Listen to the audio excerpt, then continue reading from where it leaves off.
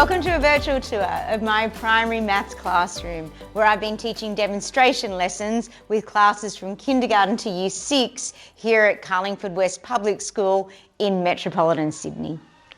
My name is Anita Chin, and I have had the absolute privilege of working as a consultant in residence for 6 months with leaders, teachers and students. In this video, I'd like to talk you through why I set up my classroom the way I did and how I use the items on the wall during my teaching time. So let's get started. If I now explain all the different zones in the classroom, over here is where we store all our hands-on concrete materials that students come to access, complete with their lost and found equipment box. We have our whiteboard inserts, class set with our marker pens and erasers, again a class set in a container. Our whiteboard insert sheets in individual sleeves for students to use with particular activities. I also store my little bits and pieces of stationery there. The next zone in the room is our whiteboard space, where I do all my written recordings during mostly the warm-up, the first part of a 5-part lesson, and also the second part, which is where we introduce our new content before we send students back to tables. Important tips around our whiteboard: purposeful use of colour, so 4 different coloured whiteboard marker pens. I also have magnetic hooks to store the 10 frames on, container to store the 10 frame dots in so that they're not taking up critical space on the whiteboard. 2-metre rulers velcroed above the whiteboard to the wall so that students have that sense that the whiteboard is just under 2 metres wide. Then here I have anything that I need to use during a warm-up routine or when I need to take a detour with some content to plug some gaps. So I have my bead racks, which are all on the wall with a hook. I also have bead strings.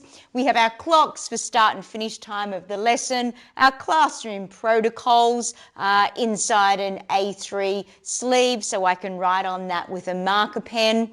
We also have a range of hundreds charts, which are posters on the wall, which means they don't actually come off. But I also have obviously an interactive hundreds chart, which is where I actually use, and children just love that clicking sound that it makes.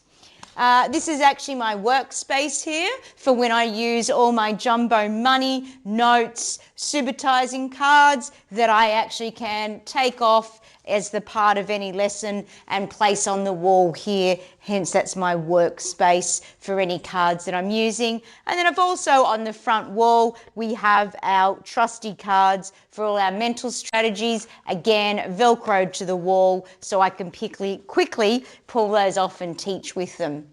Our interactive touchscreen panel is also at the front, side by side with our whiteboard. And of course, the grand finale is that all important, we are mathematicians, we think like mathematicians, and that follows our classroom mantra on our magnet of make it, say it, draw it, write it. And the celebration for the children when they think like mathematicians is I then put on my mathematician's hat for them. Other features around the room on our wall here, black material. I never quite got to finishing this, and this was going to be where I put images up of dominoes in different arrangements so we could use those for prompts with questioning. We've also got a fractions wall activity there.